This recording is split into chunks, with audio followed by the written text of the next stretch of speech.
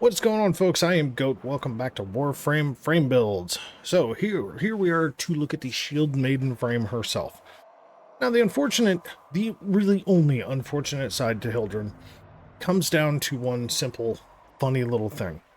Unless you are willing to sacrifice everything into getting ability strength for Hildryn, Pillage really doesn't do the whole armor reduction, armor strip thing the way you hope it does. Which is kind of sad that it basically functions the exact same way across the board, whether it's a subsume or not. And other frames can benefit from that level of ability strength with more than just a couple of things. But yeah. So we'll go through the shards first, and I do have two builds. They're pretty, if I remember right, they're pretty damn similar, if not the same. But they have a different subsume, which is an interesting thing to take into account. So ability strength, ability strength, ability strength, and then, shield capacity, shield capacity. Now, I find those that they're not necessary per se, but they're pretty good.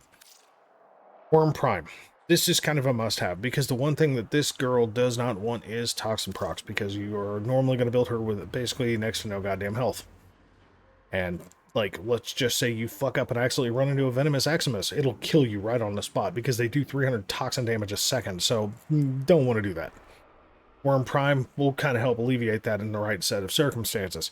Weapons are what they are, and yes, we're going to show the Balefire Charger. So, the build. So, Aerodynamic and Aviator, albeit that they don't, stack together to give you this whopping 64, they do work together, so they help if you're going to be airborne. And truth be told, as soon as Aegiscale came out, this really kind of just changed the name of the game for Hildryn, which made her fourth ability very, very good. Okay, couple of ways to go about this. Do you need Boreal's Hatred? No. If you're finding that you're taking more damage than you would like, honestly, I would highly recommend swapping this out for adaptation. Obviously, you see on 3 Formo with this particular setup, it is not out of the realm of possibility to say, hey, I need this instead. I just find shield capacity and ability efficiency to be perfectly fine. Loss of duration, really not a big deal. The only thing it affects on here is roar. Okay? But as you see, Aegis Roar, the build is as straightforward as it gets.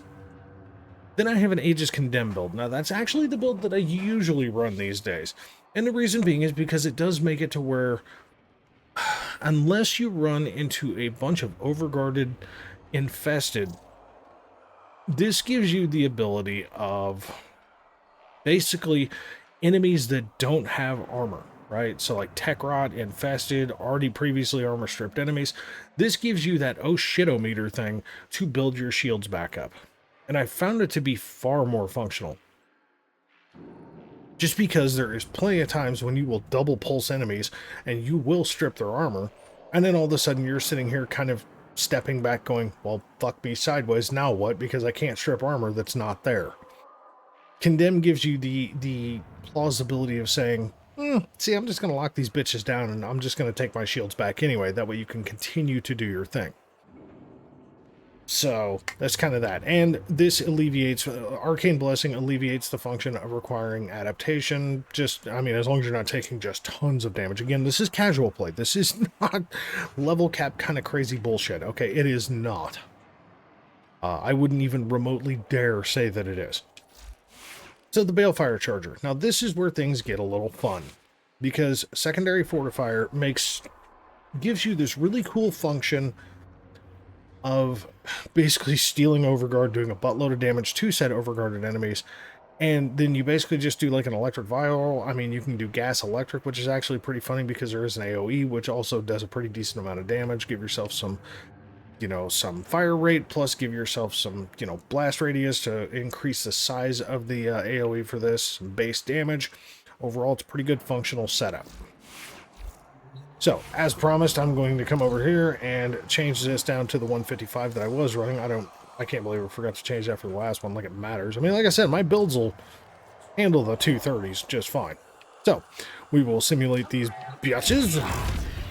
Let's see, with the Condemn build, I come over here and lock these hoes down, and we're just going to kill them. I mean, like, this is little to no fucking effort of just, here, let me just alt fire and just blast the bejesus out of you, and that's that. I mean, that's... And yes, I can do that at level 230. There's, like... It's just not difficult. I mean, that's Hildryn. It's straightforward. Go into hover mode, alt fire the balefire charger, you know, pillage as needed. If you have enemies that don't have armor, just hit them with condemn. If you prefer to have just more output damage with your weapons, use the roar build. If you have survivability issues, which is pretty rare, but if you do have survivability issues, remove boreals, lose a little bit of your shield capacity, and use adaptation coupled with worm. You're going to have no problems, okay? So, but that's Hildryn. So thanks very much for watching. As always, catch you in the next one, all right?